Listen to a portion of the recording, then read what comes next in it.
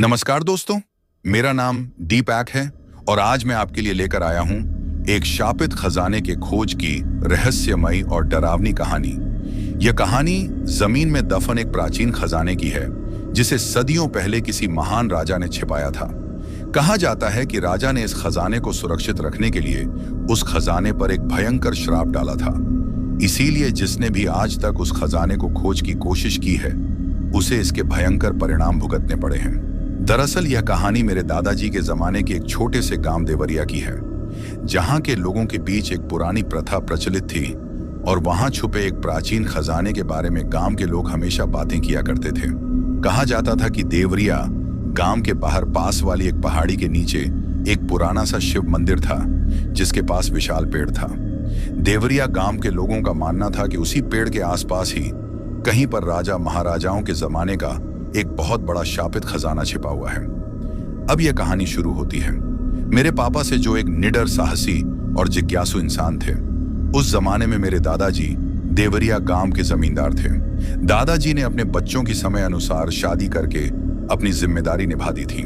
अब क्योंकि मेरे पापा पढ़े लिखे थे तो वह हमें लेकर कामकाज के सिलसिले में शहर जाकर रहने लगे थे और मेरे चाचा जी वहीं गांव में रहकर पापा के साथ जमीन जायदाद की देखभाल किया करते थे। हालांकि बीच बीच में त्योहार या किसी खास मौके पर ही हम अपने गांव जाने का अवसर मिल पाता था। हमारे पापा को अपने कामकाज की भागदौड़ में फुर्सत नहीं मिलती थी तो हमें अपने स्कूल और पढ़ाई से फुर्सत नहीं थी। ऐसे ही समय बीतता गया और अब धीरे धीरे हम बच्चे भी बड़े हो गए थे। अब एक दिन अचानक से ही हमारे गांव से मेरे चाचा जी का मेरे पापा के पास फोन आया और उन्होंने बताया कि हमारे दादाजी की तबीयत बहुत ज्यादा खराब है। अब चाचा जी के मुंह से फोन पर यह बात सुनते ही हम सभी उन्हें देखने के लिए उसी दिन देवरिया गांव जाने के लिए निकल पड़े थे। गांव पहुंचकर हमें पता चला कि दादाजी अब अपनी अंतिम सांसें ले रहे थे और मरने से पहले वे अपने दोनों बेटों को अपनी सारी संपत्ति, सारी जिम्मेदारियों को सौंप कर जाना चाहते थे। लेकिन यह दिन आने से पहले ही दादाजी ने अपनी सारी जमीन जायदाद दोनों बेटों में बराबर बांट दी थी। आखिर में वो अपने तकिए के नीचे से एक खास चाबी निकालकर मेरे पापा को सौंपते हुए कुछ कहने की कोशिश कर ही रहे थे कि तभी उन्हें दिल का एक और जोर का दौरा पड़ा, जिसके चलते थोड़ी ही देर बाद उन्होंने अपने प्राण त्याग दिए थे। अब उस वक्त तो पापा और चाचा जी का सारा ध्यान दादाजी के अंतिम संस्कार में था और फिर जब ये सारा काम निपट गया तब मेरे पापा को कहीं से पता चला कि दादाजी गांव में गड़े किसी खजाने का रहस्य जानते थे। मेरे पापा ने शायद दादाजी के अंतिम संस्कार के समय ही किसी गांव वाले के मुंह से यह कहते हुए सुना था कि जमींदार साहब के जाने के साथ ही अब उस खजाने का रहस्य भी हमेशा हमेशा के लिए चला गया है। अब यह बात सुनते ही मेरे पापा का माथा ठनका और उन्हें ध्यान आया कि कहीं यह वही रहस्य तो नहीं है जो दादाजी उन्हें अपने अंतिम समय में बताने की कोशिश कर रहे थे। लेकिन पापा को यह रहस्य बताने के पहले ही दादाजी ने प्राण त्याग दिए थे। अब मेरे पापा ने दादाजी के कमरे में खोजबीन शुरू कर दी थी, लेकिन जब उन्हें वहां पर कुछ भी नहीं मिला तो उन्होंने चाचा जी से गांव के किसी खजाने के बारे में जानकारी होने की बात पूछी। तो चाचा जी ने गांव में चलने वाली चर्चाओं के बारे में जानकारी देते हुए कहा कि इस खजाने के बारे में लोग तरह तरह की बातें करते हैं, इसीलिए आज तक कोई भी गांव वासी उस खजाने को खोजने की हिम्मत नहीं जुटा पाया है। अब मेरे पापा और हम सभी को गांव के माहौल से निकले और शहर जाकर रहते हुए एक लंबा अरसा बीत गया था। इसीलिए उनकी सोच विचार भी बदल गए थे, जिसके चलते चाचा जी की यह बात सुनकर वह उनसे बोले कि पवन, तू भी किन मनगढ़ंत कहानियों पर विश्वास करता है? ऐसी कहानियां तो इसीलिए बनाई जाती हैं ताकि कोई इंसान उस खजाने तक ना पहुंच जाए। अब मेरे पापा की बात यह सुनकर चाचा जी ने उनसे कहा कि भैया, जब भगवान का दिया हमारे पास सब कुछ है तो फिर क्यों हम बेकार में ऐसी चीजों के पीछे पड़कर अपनी जान जोखिम में डालें। उनकी यह बात सुनकर पापा ने हंसकर कहा, अरे पगले, ठीक है, हमें जरूरत नहीं है, लेकिन गांव वालों को तो जरूरत है। तू ही सोच, अगर हमारे गांव में सचमुच ऐसा कोई खजाना छुपा हुआ है तो उसे निकालकर उसे गांव और गांव वालों के विकास में लगाना चाहिए। जमीन के अंदर खड़े रहकर वह खजाना किस काम का? अब पापा की बात चाचा जी को भी ठीक लगी और उन्होंने कहा कि इस बारे में मुझे ज्यादा जानकारी तो नहीं है, लेकिन पापा जब जिंदा थे तो कभी कभी उस खजाने के बारे में कहते थे कि वह हमारे राजा महाराजाओं की अमानत है, जिसे हमारे पुरखों ने संभाल कर रखा हुआ है और आगे हमें भी उसे संभाल कर ही रखना है। यह सुनकर मेरे पापा काफी खुश हो गए थे और उन्होंने कहा कि पवन, तब तो हमारे पापा के पास उस खजाने की पूरी जानकारी रही होगी। हमें उस खजाने तक पहुंचने का उपाय खोजकर वह खजाना ढूंढना चाहिए जिससे उसको गांव के विकास में लगाया जा सके। अब मेरे पापा और चाचा जी दोनों मिलकर उस खजाने तक पहुंचने का कोई उपाय खोजने लगे थे। उन्होंने दादाजी के कमरे की सारी चीजों को इधर उधर करके देख लिया था, लेकिन अब तक उन्हें ऐसी कोई भी चीज नहीं मिली थी जो उन्हें उस खजाने तक पहुंचने का कोई उपाय बताए। लेकिन तभी अचानक मेरे पापा को याद आया कि दादाजी ने अपनी आखिरी सांसें लेते वक्त उनके हाथ में एक पुरानी सी चाबी रखते हुए कुछ बताने की कोशिश की थी, लेकिन वह बता नहीं पाए थे। अब मेरे पापा ने वो चाबी चाचा जी को दिखाकर पूछा, पवन, ये चाबी किस चीज की है? इस चाबी को तुम पहचानते हो क्या? तो चाचा जी ने उन्हें जवाब दिया कि हाँ, ये चाबी तो पापा के पुराने संदूक की है जिसमें वह अपनी पुरानी यादगार चीजों को रखते थे। अब चाचा जी के मुंह से यह बात सुनकर मेरे पापा समझ गए थे कि हो ना हो ये चाबी ही उन्हें जमीन में दबे उस खजाने तक पहुंचने का रास्ता दिखाएगी। यह सोचकर वह तुरंत पवन चाचू को अपने साथ लेकर गए और उन्हें दादाजी के पुराने संदूक को दिखाने के लिए बोला। जैसा अंदाजा उन्होंने लगाया था वैसा ही हुआ। दादाजी के पुराने संदूक में रखे पुराने कागजों में उन्हें एक प्राचीन नक्शा मिला। यह नक्शा गांव के बाहर स्थित उस पहाड़ी का था जहां खजाने के दबे होने की बात कही जाती थी। उस नक्शे के मिलते ही अब मेरे पापा ने ठान लिया था कि वह इस रहस्य से पर्दा उठाकर ही रहेंगे और उस खजाने को ढूंढ निकालेंगे, चाहे इसके लिए उन्हें किसी भी चुनौती का सामना क्यों ना करना पड़े। अब मेरे पापा ने पहले दादाजी की 13वीं का कार्यक्रम पूरा कराया और अब मुझे और मेरे छोटे भाई बहन को मेरी माँ के साथ शहर भेज दिया था। उस वक्त तो उन्होंने हमें कुछ दिनों बाद आने की ही बात कही थी और उस वक्त हम लोगों को गांव के उस रहस्यमय खजाने वाली बात नहीं बताई थी। अब हम सबके शहर लौटने के बाद दूसरे ही दिन से मेरे पापा उस खजाने की खोज करने की तैयारियों में लग गए थे और इस काम में मदद के लिए उन्होंने शहर से अपने कुछ दोस्तों को फोन करके बुलाया था। इसी बीच गांव में रहने वाले मेरे चाचा जी ने उन्हें बहुत समझाने की कोशिश भी थी, लेकिन दादाजी की मौत के बाद उन्हें जब से गांव के जमींदार की पदवी मिली थी तब से उन पर गांव के विकास के लिए कुछ भी करने का जुनून सवार हो चुका था और वैसे भी वे चुनौतियों से घबराते नहीं थे। अब अगले दिन सुबह नहा धोकर तैयार होकर मेरे पापा ने पहले तो नक्शा अच्छे से देखकर सब प्लानिंग की। उसके बाद उन्होंने शहर से बुलाए अपने 4 दोस्तों को साथ लिया और निकल पड़े थे उस रहस्यमय खजाने की खोज करने के लिए गांव से थोड़ा दूर मौजूद उस पहाड़ी की ओर। अब जैसे ही वह उस पहाड़ी के पास पहुंचे तो उन्होंने महसूस किया कि वहां की हवा में कुछ अजीब सा था, लेकिन फिर वह उस मंदिर को पार करके अपने उन सभी शहरी दोस्तों के साथ उस पुराने पेड़ के पास तक पहुंचे। अब नक्शे में दिखाई हुई जगह तक पहुंचने में ही उन्हें दोपहर हो गई थी, लेकिन नक्शे में दिखाई हुई जगह पर पहुंचकर उनकी खुशी का ठिकाना नहीं रहा था, जिसके चलते अब उन्होंने वहां पर अपनी खुदाई शुरू कर दी थी। लेकिन फिर कुछ ही घंटों के अंदर जब उन्होंने जमीन के अंदर एक गहरा गड्ढा खोद दिया था तो उन्हें एक बहुत पुरानी तांबे की पेट मिली जिसके ऊपर प्राचीन भाषा में कुछ लाइनें लिखी हुई थीं। उस पेटी को देखते ही मेरे पापा के दोस्तों में से एक दोस्त ने उसे छूकर देखना चाहा, लेकिन जैसे ही उसने उस पेटी को हाथ लगाया तो उसे वहीं पर अचानक से अजीब सी बेचैनी होने लगी और वह वहीं पर उसी वक्त चिल्लाने लगा कि हमें यहाँ से तुरंत ही वापस निकलना चाहिए।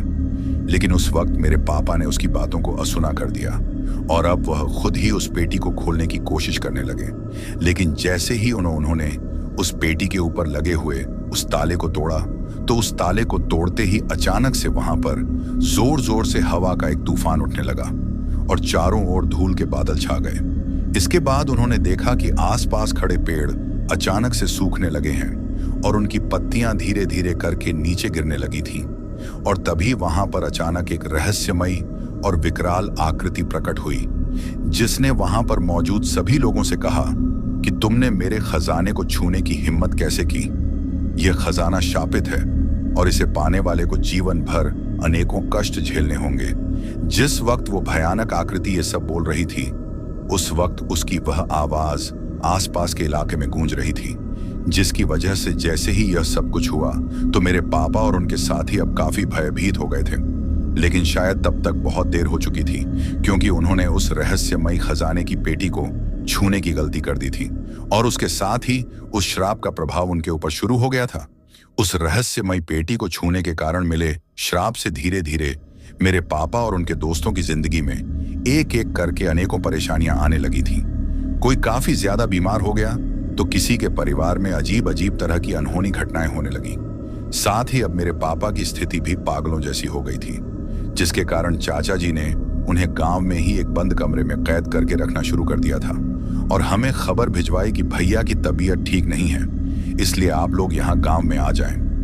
अब अचानक ही पापा की तबीयत खराब होने की बात सुनकर मैं अपनी माँ को साथ लेकर शहर से देवरिया गांव पहुंचा। जहां पहुंचने के बाद चाचा जी ने मुझे और माँ को सारी बात बताई, जिस पर हम सभी काफी अचंभित और भयभीत हो गए थे। चाचा जी की बताई गई बातों से हम सभी को इस बात का एहसास हो गया था कि यह खजाना कोई संपत्ति नहीं बल्कि एक अभिशाप है और उसे कभी छेड़ना नहीं चाहिए था। लेकिन अब पछताने से क्या होता, क्योंकि अब हमारे परिवार पर मुसीबत तो गिर चुकी थी, लेकिन अब हमें किसी तरह से मेरे पापा को ठीक करने का उपाय ढूंढना था।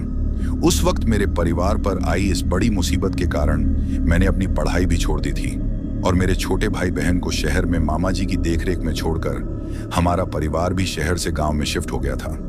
दादाजी के इस गांव में आकर मुझे चाचा जी से इतना तो पता चल ही गया था कि यहाँ एक प्राचीन खजाने के बारे में लोग बातें किया करते थे, क्योंकि गांव के बाहर पहाड़ी के पास एक पुराना मंदिर था जिसके पास एक पुराना और विशाल पेड़ खड़ा था, जिसके बारे में गांव के लोगों का मानना था कि इस पेड़ के आसपास एक बहुत बड़ा खजाना दफन है।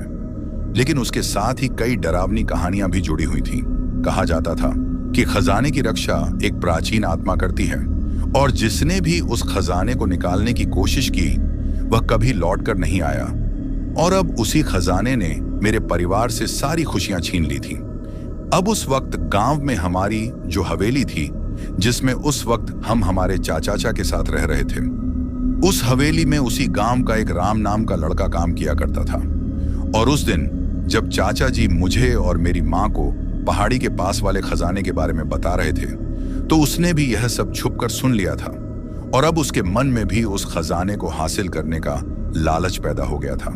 लेकिन उस वक्त उसने पकड़े जाने के डर के मारे चाचा जी की पूरी बात तो नहीं सुनी, बस उसने यहीं तक सुना था कि गांव के बाहर पहाड़ी के पास वाले उस खजाने तक पहुंचने का रास्ता बताने वाला नक्शा हमारे पास है। अब वह हमारी हवेली में से किसी तरह उस खजाने के नक्शे को चुराने की प्लानिंग करने लगा था। फिर एक दिन उसे मौका मिल भी गया और उसने चुपके से चाचा जी के कमरे से उस खजाने का नक्शा चुरा लिया था। अब हमारे यहाँ से खजाने का नक्शा चुराने के बाद हमारी हवेली का नौकर राम गांव के ही अपने दो दोस्तों के साथ मिलकर उस खजाने तक पहुंचने के लिए प्लानिंग करने लगा और एक दिन गांव के उन तीनों दोस्तों ने उस रहस्यमयी खजाने को खोजने का फैसला किया और निकल पड़े। पहाड़ी की तरफ गांव के उन तीनों जवान लड़कों को अपने देवरिया गांव के इस कथित खजाने की कहानियों में सच्चाई का पता लगाना था। अब नई नई जवानी के जोश में चूर उन लड़कों ने खजाना खोजने के इस काम के लिए रात का समय चुना था, ताकि उनके गांव के लोग उन्हें वहां आते जाते हुए न देख पाए। और फिर वह तीनों लड़के आधी रात के सन्नाटे में जब पूरा गांव सो रहा था, तो हाथों में टॉर्च लेकर खजाना खोजने के लिए निकल पड़े थे। रात के अंधेरे और खामोशी भरे माहौल में रास्ते में सरसर तेज हवाएं चल रही थीं, साथ ही कुत्तों के रोने की आवाजें भी आ रही थीं। ऐसे में वह रास्ता उनको काफी डरावना तो लग रहा था, लेकिन जवानी के जोश में मदमस्त गांव के वह तीनों लड़के सब कुछ नजरअंदाज करते हुए पहाड़ी को पार करने के बाद उस मंदिर के पास मौजूद उस पुराने पेड़ से होते हुए नक्शे के सहारे उस खजाने वाली जगह तक पहुंच जाते हैं। अब खजाने के पास पहुंचकर उन तीनों लड़कों की खुशी का ठिकाना नहीं था और उसी खुशी में उन्होंने आप देखा ना ताव, और उन्होंने अपने साथ लाए हुए औजारों से वहां खुदाई करनी शुरू कर दी। लेकिन उस जगह पर उनकी चलाई पहली कुदाली के साथ ही वहां पर अजीबोगरीब चीजें होना शुरू हो गई थीं। आसमान में एक बिजली की अजीब सी चमक के साथ घनघोर बादल गरजने लगे थे और हवाओं ने भी अपनी गति काफी तेज कर दी थी, मानो वह सब मिलकर उन तीनों नादान लड़कों को उस शापित खजाने को खोदने से रोकना चाहते थे। लेकिन अपनी ही मस्ती में चूर उन तीनों लड़कों की आंखों और कानों पर जैसे लालच का पर्दा पड़ गया था।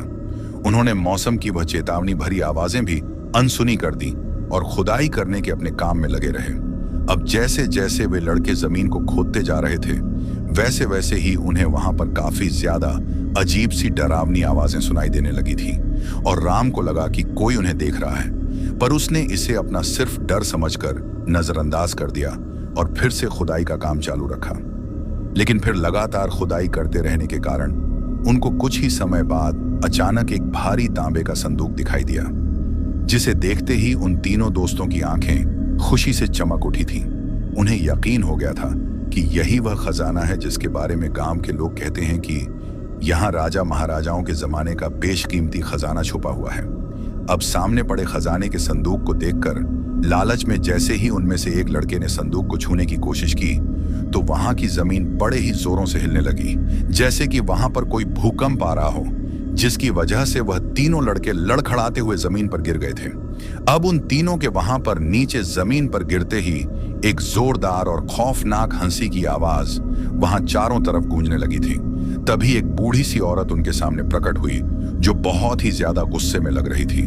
अब गुस्से में उन लड़कों को घूरते हुए वह बूढ़ी औरत हवा में इस तरह तैर रही थी जैसे कि कोई पंछी हवा में उड़ रहा हो। उस बूढ़ी औरत ने अब उन तीनों लड़कों को घूर कर देखते हुए ललकारा, जिससे उन तीनों लड़कों के डर के पसीने छूटने लगे थे।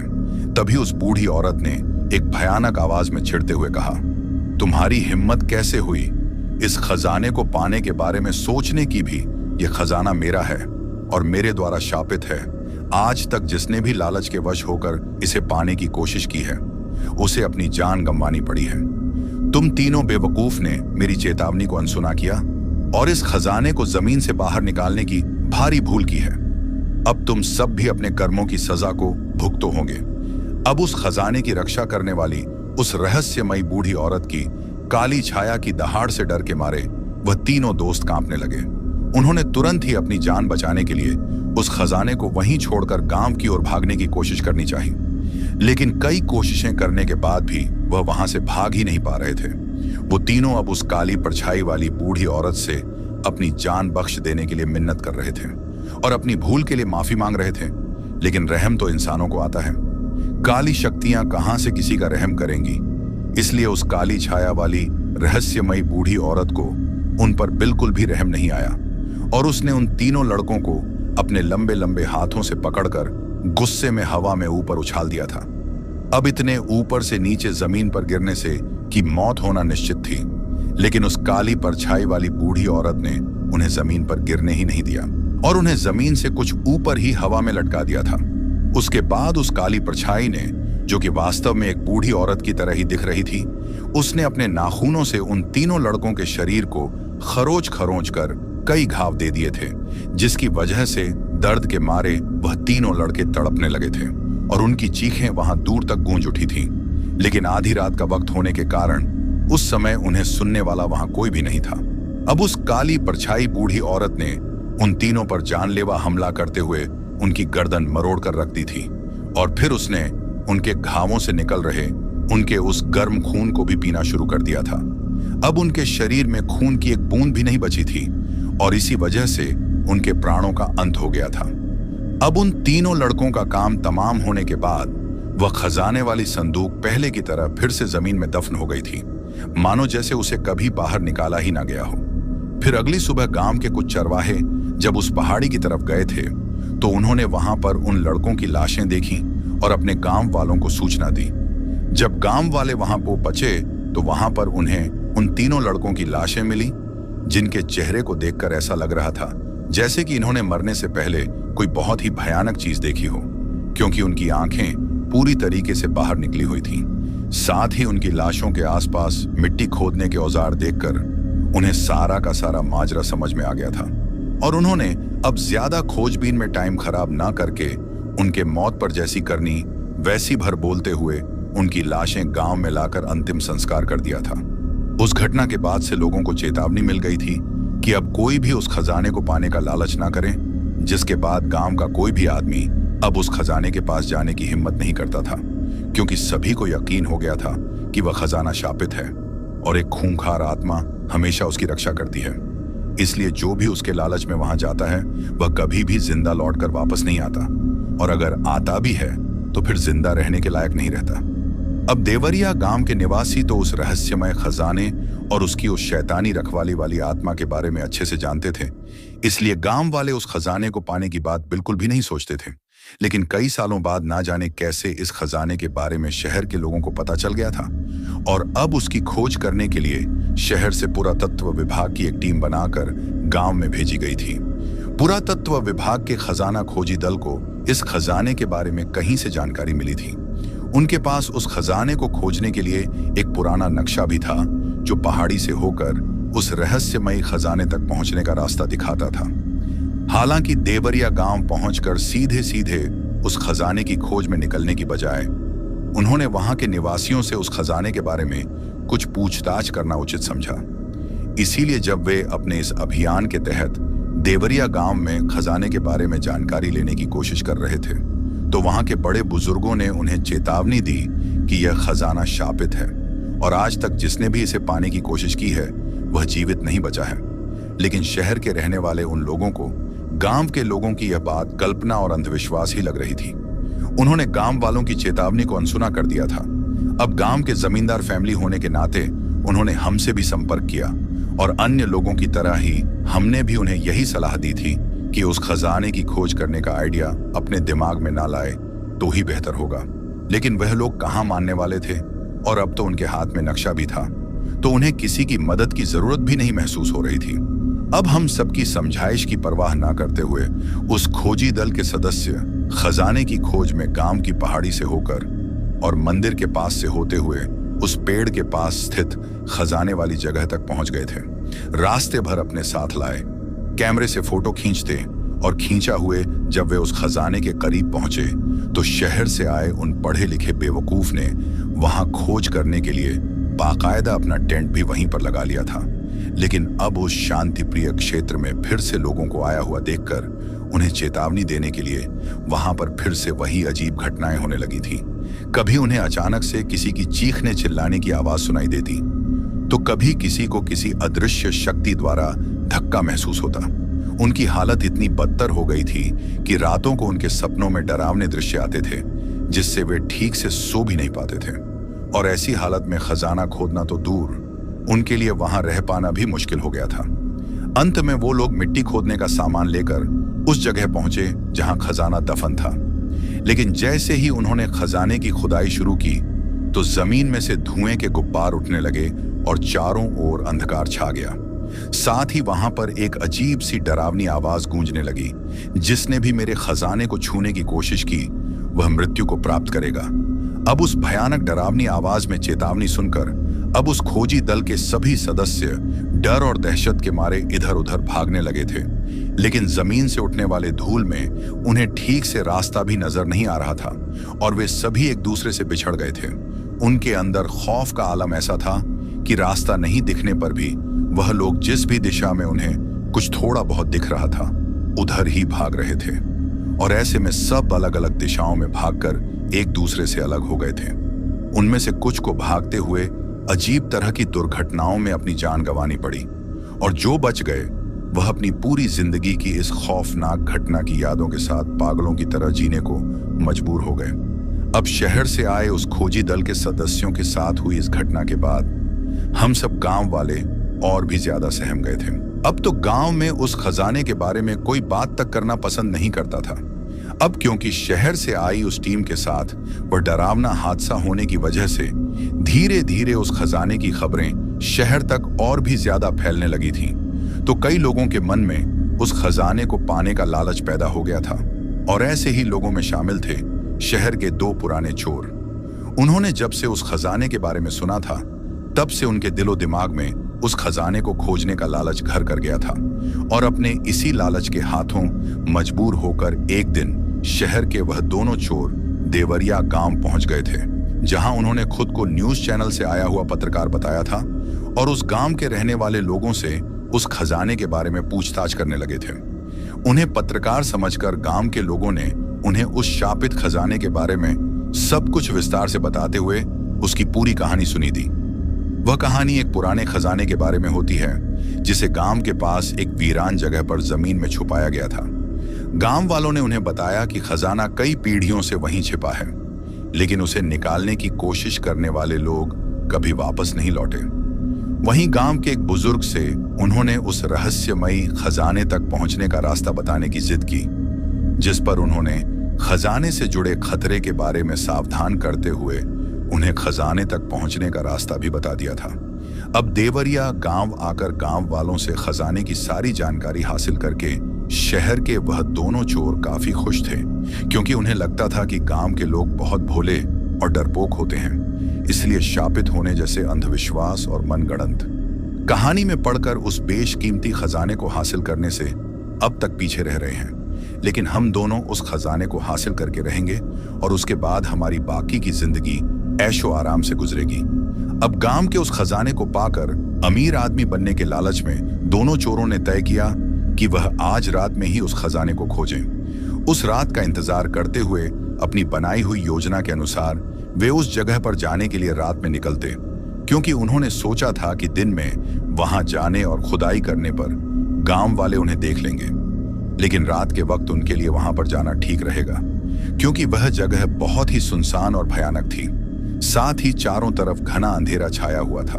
पहाड़ी के चारों तरफ सन्नाटा और गहरी खामोशी छाई हुई थी। सिर्फ रात के जीव जंतुओं और जानवरों की हल्की हल्की आवाजें सुनाई दे रही थीं। लेकिन उन दोनों शहरी चोरों के मन में खजाना चुरा अमीर बनने का लालच सवार हो चुका था, तो उन्हें बाकी कुछ भी ध्यान नहीं था। उन्हें तो बस हर हाल में वह खजाना चाहिए था।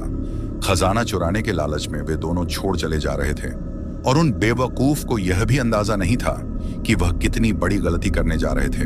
धीरे धीरे वह दोनों चोर गांव के उस बुजुर्ग के बताए अनुसार उस जगह पर पहुंच गए थे जहां पर खजाना छुपा हुआ था।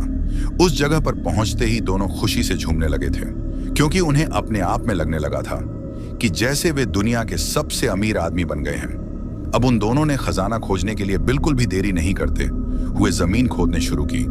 लेकिन जैसे जैसे उनका फावड़ा चलता, उन्हें वहां पर कुछ अजीब आवाजें सुनाई देने लगी। पहले तो उन्होंने इसे नजरअंदाज किया और खुदाई के काम में लगे ही रहे।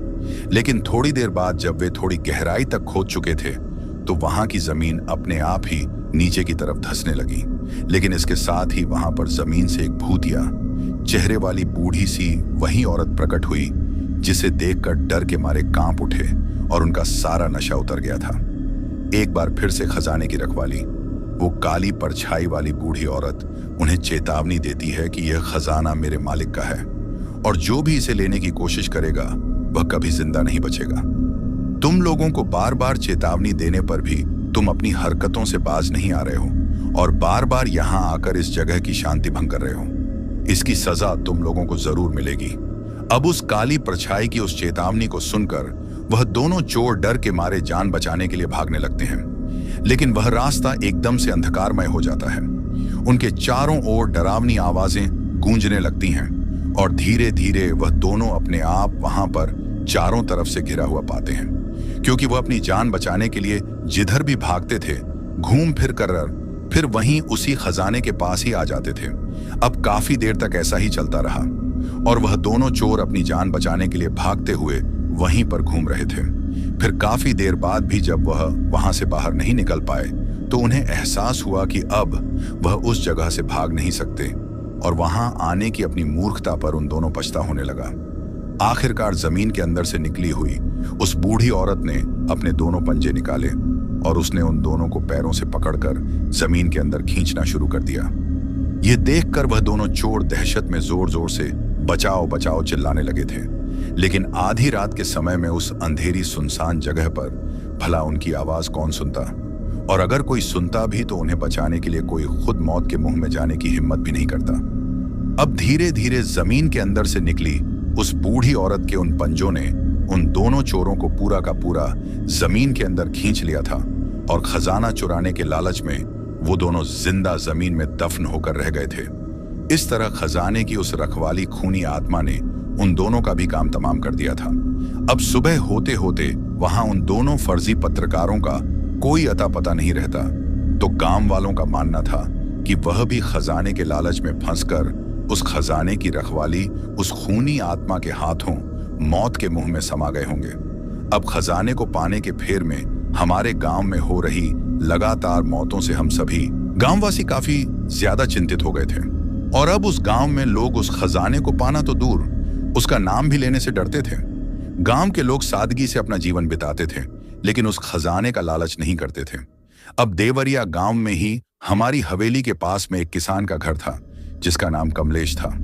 कमलेश अपनी जमीन पर फसल उगाने के लिए कड़ी मेहनत करता था, लेकिन फिर भी उसे अपनी मेहनत के अनुसार फसल नहीं मिलती थी और वह काफी गरीबी में जीवन बीता रहा था।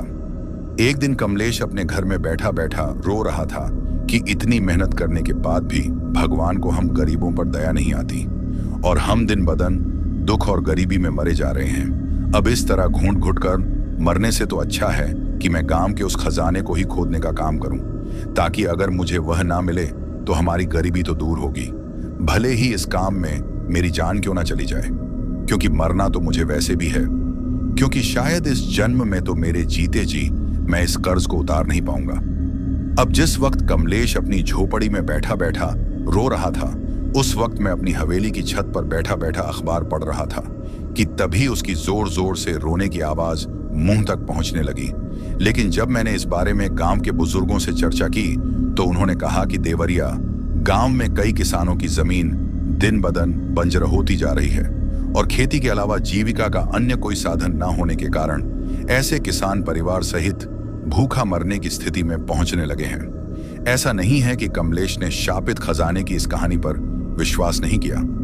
उसे पता था कि पहाड़ी के उस पार एक प्राचीन खजाना गड़ा हुआ है जो राजा महाराजाओं के समय का है, लेकिन उसको पाने की कोशिश करते हुए कई लोग काल के मुंह में समा गए थे। लेकिन उसकी स्थिति इतनी खराब थी कि उसे लगा कि यूं घर बैठे भूखा मरने के बजाय उसे खजाने को पाने की कोशिश करनी चाहिए। अब गांव के कुछ बुजुर्गों ने मुझे सलाह दी कि बेटा तुम समझ सकते हो कि गांव के उस खजाने के लालच में यहां अब आए दिन किसी ना किसी की मौत हो रही है।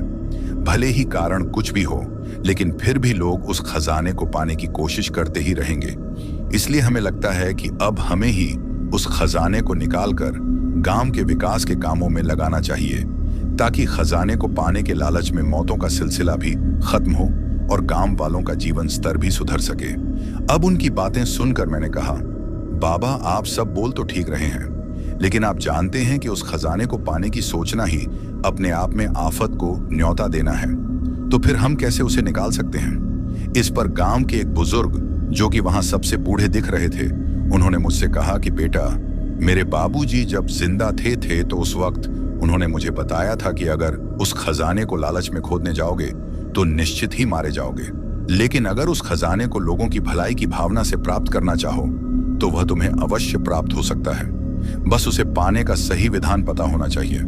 उन बुजुर्ग की बातें सुनकर मेरे मन में भी मुझे यह लगा कि शायद ये सही कह रहे हैं। तभी मैंने उनसे पूछा कि बाबा यह तो आपने बड़ी अच्छी बात कही है, लेकिन उसका विधान हमें कैसे पता चलेगा? आप ही हमें कोई रास्ता दिखाइए। अब मेरे ऐसा कहने पर वह बुजुर्ग मुझसे बोला, बेटा मैंने अपने बड़े बुजुर्गों से सुन रखा है कि वह खजाना प्राचीन मंदिर के पास है और इसलिए उसको पाने का रास्ता भी मंदिर से ही जुड़ा हुआ है। उस खजाने को वहां से निकालने की सोचने से भी पहले हमें मिलकर पूजा का अनुष्ठान करना होगा। उसके बाद ही हमें उस खजाने को लोगों की भलाई के लिए निकालने की अनुमति मिल सकती है। इसके आगे उस बूढ़े आदमी ने मुझे बताया कि उस खजाने के जमीन के अंदर से निकलते ही उसके रखवाले के हाथों सजा पाकर पागलपन को प्राप्त हुए सभी लोग भी उस दिव्य अनुष्ठान के प्रभाव से पहले जैसे ही भले हो जाएंगे, लेकिन इस दिव्य अनुष्ठान को संपन्न करने के लिए हमें किसी पंडित की सहायता लेनी होगी जिसे वेद शास्त्रों का अच्छा ज्ञान हो। अब उस खजाने को पाने और अपने पापा को ठीक करने का उपाय जानकर मैं खुश होकर बोला, बाबा आप उसकी चिंता मत कीजिए, मैं कहीं से भी ऐसा पंडित ढूंढ लाऊंगा और इस अनुष्ठान को जरूर कराऊंगा। बस आप सभी गांव वाले उस दिव्य अनुष्ठान की तैयारियां करिए और ध्यान रखिएगा कि अब और कोई निर्दोष इंसान खजाने के लालच में वहां जाकर अपनी जान ना गवाए। सब गांव वासियों को ऐसा समझाकर मुझे अब हर हाल में अपने पापा और इस गांव की रक्षा करनी है। यह ठान कर मैं एक पंडित की खोज करने में लग गया था। ऐसे ही अब कुछ दिनों तक ढूंढने के बाद मुझे पास के शहर में स्थित सिद्ध पीठ में वेद शास्त्रों के झाता एक पंडित का पता चला और मैंने उनसे जाकर सारा हाल सुनाते हुए मदद की प्रार्थना की। मेरी प्रार्थना मानकर उन्होंने इस लोक कल्याणकारी काम को संपन्न करने के लिए हामी भरती थी। अब मैं भी उनके द्वारा बताए शुभ मुहूर्त के अनुसार उन्हें लेकर वापस गांव आ गया था और अब उनके बताए अनुसार सारी एकत्र करके दिव्य अनुष्ठान के लिए सारी आवश्यक तैयारियां कर दी थी। फिर उन पंडित जी के द्वारा अब निर्धारित शुभ मुहूर्त में पहाड़ी के पास स्थित प्राचीन मंदिर में पूजा अर्चना करते हुए दिव्य अनुष्ठान का प्रारंभ हुआ, जिसमें सभी गांव वालों के साथ साथ मेरा पूरा परिवार भी शामिल हुआ था। उस दिव्य अनुष्ठान में हमारा परिवार ही बैठा था और फिर सुबह से लेकर दोपहर तक मंत्र उच्चार लगातार कई घंटे तक चलते रहा। बच्चे, बूढ़े, पुरुष, महिलाएं, इस तरह गांव के सभी निवासी इस अनुष्ठान में सहभागी होने वहां बैठे थे और उन्हें भी इस दिव्य अनुष्ठान के पूर्ण करने एवं उस रहस्यमय खजाने के प्रकट होने का बेसब्री से इंतजार था। सभी की निगाहें उस अनुष्ठान पर और उन सिद्ध बाबा पर टिकी हुई थी और फिर सभी के इंतजार की घड़ियां समाप्त करते हुए उन सिद्ध बाबा ने मेरे चाचा जी से कहा कि साहब, अब शिव जी को प्रणाम करके आप उनका त्रिशूल ले आइए। उन पंडित के ऐसा कहने पर मेरे चाचा ने वैसा ही किया और फिर बाबा ने अपने कुछ मंत्र पढ़कर त्रिशूल का पूजन किया, फिर उसे हवन कुंड के पास रखवा दिया। अब सुबह से लगातार चल रहे इस दिव्य अनुष्ठान के समापन का समय आ गया था, जिसके चलते उन पंडित जी ने अब सभी को इस अनुष्ठान के हवन में आहुति देने के लिए आमंत्रित किया। अब हवन कुंड में आहुति देने का सिलसिला शुरू हुआ और आधे घंटे तक हन चलने के बाद पूर्णाहुति के साथ यह हवन और अनुष्ठान संपन्न हुआ। अब उन पंडित जी ने अपने हाथ में शिव जी का त्रिशूल लेकर उसे हवन कुंड की आग में सेका और फिर उसे मुझे देते हुए कहा कि जाओ बेटा, लोक कल्याण के इस कार्य में शिव जी तुम्हारे साथ हैं। जाओ और इस कार्य को संपन्न करो, शिव जी तुम्हारी रक्षा करेंगे। अब उन पंडित जी का आशीर्वाद और आज्ञा लेकर मैंने उस खजाने वाले स्थान की ओर कदम बढ़ाए। उस वक्त मेरे साथ और उसके जैसे कुछ लोग भी आगे बढ़े, जिन्हें उस खजाने को खोदकर निकालना था। अब जैसे जैसे वह लोग उस स्थान पर कुदाल और फावड़ा चलाते जा रहे थे, वैसे वैसे ही वहां का मौसम काफी बदलने लगा था और अचानक ही वहां काफी तेज हवाएं चलने लगी थीं। साथ ही आसमान में बादल गरजने और बिजलियां चमकने लगी थीं, जिससे गांव वाले डरने लगे थे। लेकिन उन पंडित जी के वहां बैठे होने से उनके अंदर भी हिम्मत बनी हुई थी और उन्होंने उम्मीद नहीं छोड़ी थी।